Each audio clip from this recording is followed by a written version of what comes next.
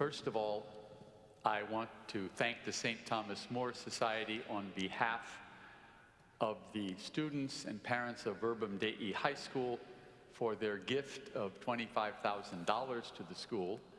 These are funds that would otherwise have been spent on the reception that traditionally follows this liturgy, but which circumstances will not allow for. These are difficult times for all of us, especially for our Catholic schools, those serving the poor and populations of color. So I am doubly appreciative to you for your generosity and your support. This evening's gospel comes appropriately from that section of Luke where Jesus engages with Pharisees and lawyers. Now, you can rest easy because Jesus is not talking to civil, criminal, or constitutional lawyers. Here, the law refers to Torah, or the first 5 books of the Bible, which were thought to contain all the commands and instructions that God had given to Moses. The Pharisees were pious Jews who claimed to live in strict fidelity to Torah as interpreted for them by lawyers. Our gospel story has Jesus at a dinner in the home of a Pharisee where things got off to a bad start, with Jesus being criticized for not ritually washing before eating. And then things go further downhill when Jesus excoriates his dinner companions for honoring the prophets who had been persecuted and martyred by earlier generations of civil and religious leaders. It is as though they, and we, are more comfortable honoring critics of the past than listening to prophetic voices of the present. There are now numerous monuments to Martin Luther King, who during his lifetime was tracked by the FBI, opposed as a radical lawbreaker, and ultimately murdered. In El Salvador today, memorials abound to the martyred Archbishop St. Oscar Romero, whose courageous defense of the poor was dismissed at the time as Marxist by some church leaders in San Salvador, civil leaders in Washington, and even officials at the Vatican. We celebrate St. Joan of Arc on May 16th. In the 15th century, she was handed over to the state by church authorities to be burned at the stake. Closer to my home, St. Ignatius Loyola was imprisoned for a while by the Inquisition at Salamanca. So we seem to be better at honoring dead saints than listening to those whom Pope Francis calls the saints next door. Jesus also charged lawyers with taking away the key of knowledge that prevented others from entering into the rich mystery of God's love. That is, reducing our relationship with God to compliance with prescriptions of the law. Fixation on the minutiae of the law rendered these Pharisees and lawyers deaf to the prophetic invitation from Jesus to participate in the ongoing story of God's love for humanity. The prophets of Israel did not foretell the future. Rather, they told the truth about the present. Prophets in every age see the world through God's eyes and then speak God's challenging truth. For example, Amos dared to speak for God about religious celebrations. I quote, "I despise your feasts.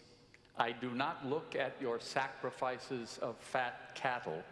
Spare me the din of your chanting, but let justice roll like water and uprightness like a never-failing stream. Jeremiah reviewed the conduct of King Jehoiakim through God's eyes and said, I quote, "You have eyes and heart only for your dishonest gain, for shedding innocent blood, and for practicing oppression and violence." The God of Isaiah looked at religious fasting and said, "This is the sort of fast that pleases me, to break unjust fetters, to let the oppressed go free, and to break all yokes. It is sharing your food with the hungry and sheltering the homeless poor. If you see someone lacking clothes, clothe them."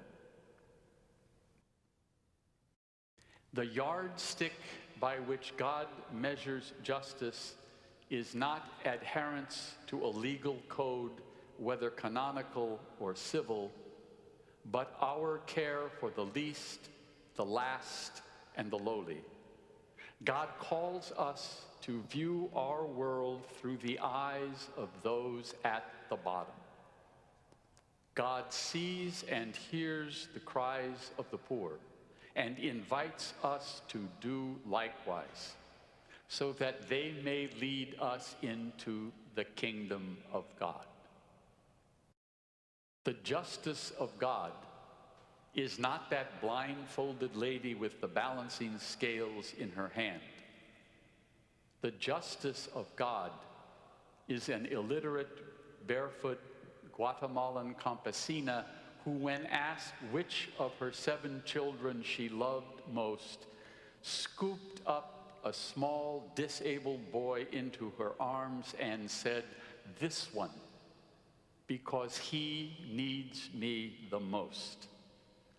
That is the justice of God. Precisely because God is just, God has a special care for the weak, the poor, the lowly, those who cannot breathe in an atmosphere of systemic racism, environmental degradation, and increasing inequality.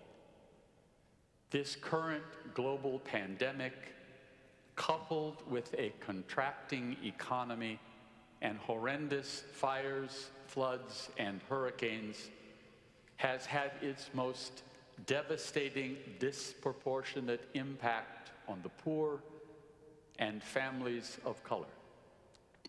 May these current crises heighten our sensitivity to God's call to do justice, love goodness, and walk humbly with God. May your personal and professional lives witness to God's special concern for the poor and the vulnerable.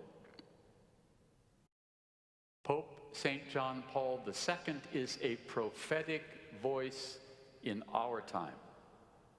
He eloquently and frequently challenged us to act in defense of human life, whether of the unborn, the terminally ill, the death row inmate, the homeless on Skid Row and under freeway overpasses, the innocent victims of war, the immigrants and refugees at our borders, or the thousands who die daily from lack of food and clean water. And you, lawyers, are particularly well equipped to respond to that prophetic challenge with your knowledge and practice of the law. Let the memorials you build be the fulfillment of God's creating the world by fashioning ours into one where fewer people go hungry, homeless, or unloved. I asked a USF law alumnus and very successful personal injury lawyer what I should say to you at this Red Mass. And he said, and I quote, "We all know it's about ethics, values, justice. Tell us to cultivate these qualities in our lives, integrate them into the culture of our firms, and passionately pursue them wherever and whenever we can." So there's your charge, counselors. Toss out the balancing scales, tear off that lady's blindfold, and put your finger on the scales.